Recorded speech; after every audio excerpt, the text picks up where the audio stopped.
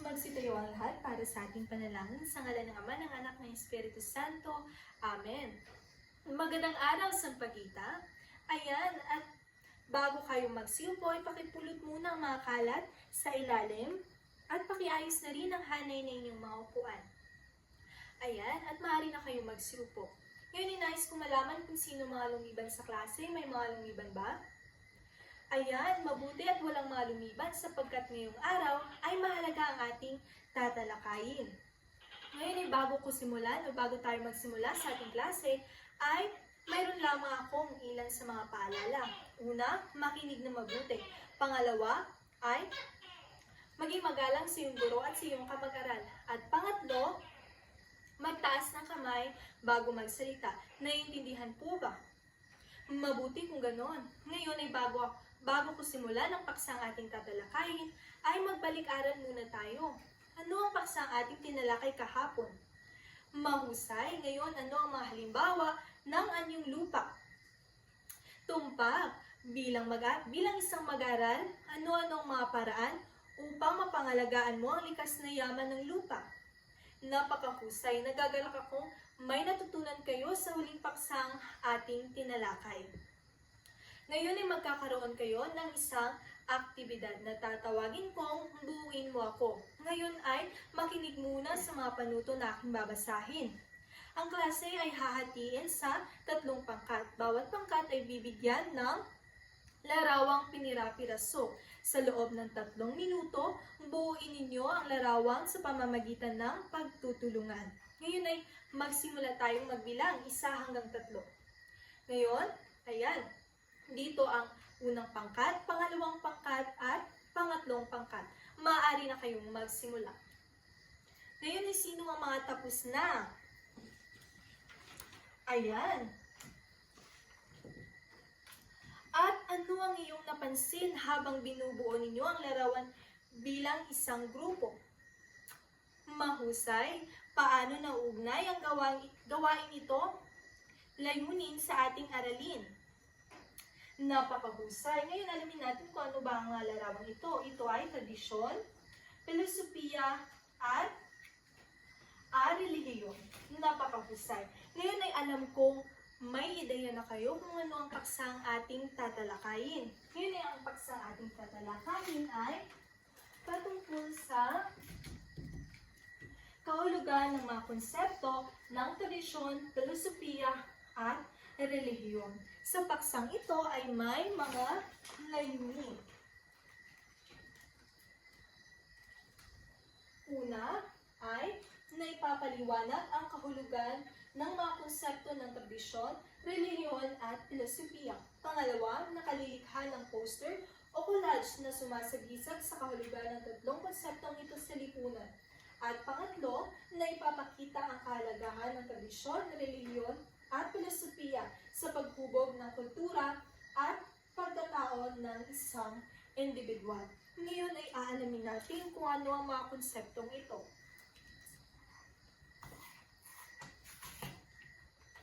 Una ay filosofiya. Ano nga ba ang filosofiya? Sa salitang Griego na philo at sophia, ang philo ay nangangahulugang pagmamahal at ang sophia naman ay karunungan. Ibig sabihin, pagmamahal sa karunungan. Ang filosofiya ay pag-aaral tungkol sa mga mahalagang tanong sa buhay tulad ng ano ang totoo, ano ang tama, o ano ang layunin ng tao. Ito ay isang malalim na pag-iisip at pangangatwiran upang maintindihan ang mundo, moralidad at pag-iral ng tao. Halimbawa nito ay pag-usisa kung ano ang mabuti at masama. Kailangan sa bawat desisyon na ating gagawin ay pagnilayan at pag-isipan natin ng mabuti kung ito ba ay makakasama o makakabuti. Kailangan nating ipakita ang kabutihan batay sa paniniwala nating moral at tama. Pangalawa ay tradisyon. Ang tradisyon ay mga impormasyong doktrina o kaugalian na nagpapasalin-salin mula sa mga magulang tungo sa mga anak o naging kinagawiang paraan ng pag-iisip o pagkilos. Ang tradisyon ay mga nakagawiang kaugalian, paniniwala o gawain na ipinapasa mula sa isang henerasyon patungo sa susunod. Kadalasan ay bahagi ito ng kultura ng isang pangkat at ginagawa bilang pagpapahalaga sa nakaraan. Halimbawa nito ay pagdiriwang ng Pasko. Taon-taon ay nagdiriwang tayo ng Pasko. Ano pa? Pamamanhikan, bayanihan, at isa pang halimbawa nito ay ang mga Pilipino ay nagmamano sa mga nakakatanda.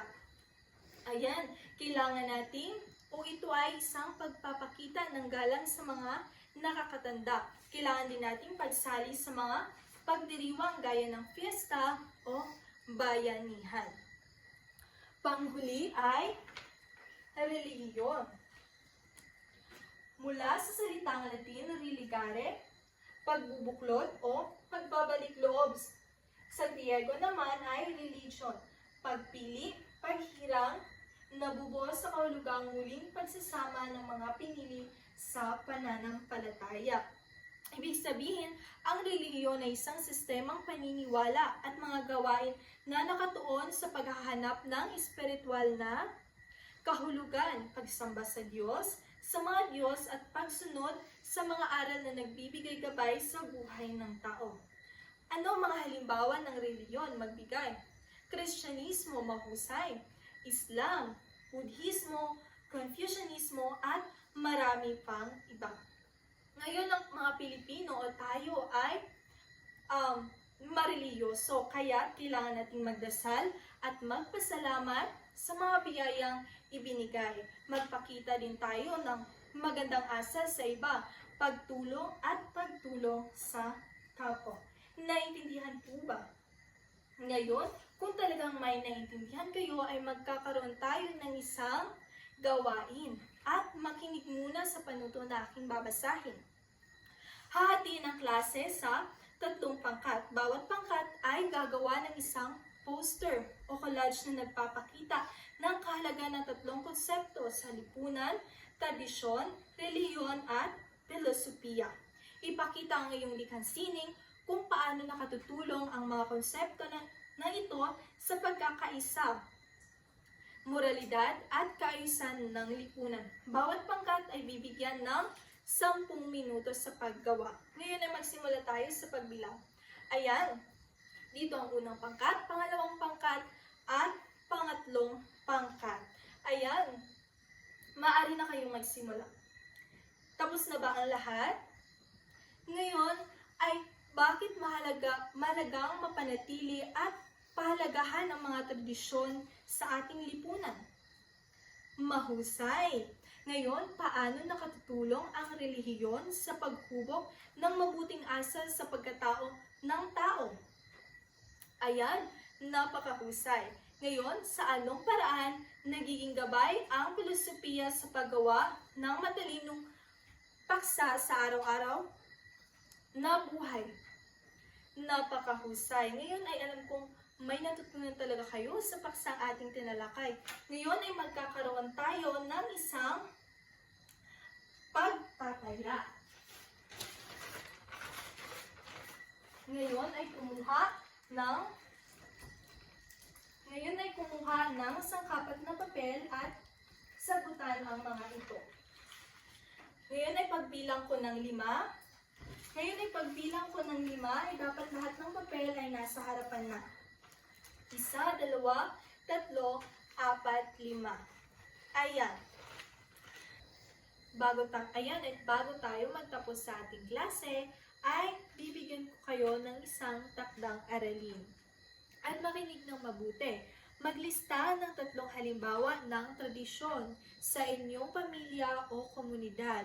Pangalawa, magbigay din ng 3 halimbawa ng relihiyon na kilala o sinusunod sa inyong lugar. At pangatlo, ay magbigay ng 3 halimbawa ng filosofiya o prinsipyo na ginagamit sa pang-araw-araw na buhay. Isulat lamang ito sa isang malinis na papel at ipasa ito sa susunod na Biyernes. Naiintindihan po ba? Ayan, mabuti kung ganoon. Ngayon ay magsitayo ang lahat para sa ating panalangin. Sa ngalan ng Ama, ng Anak, ng Espiritu Santo. Amen. Paalam sa inyong lahat. Ayan, at maaari na kayong umuwi.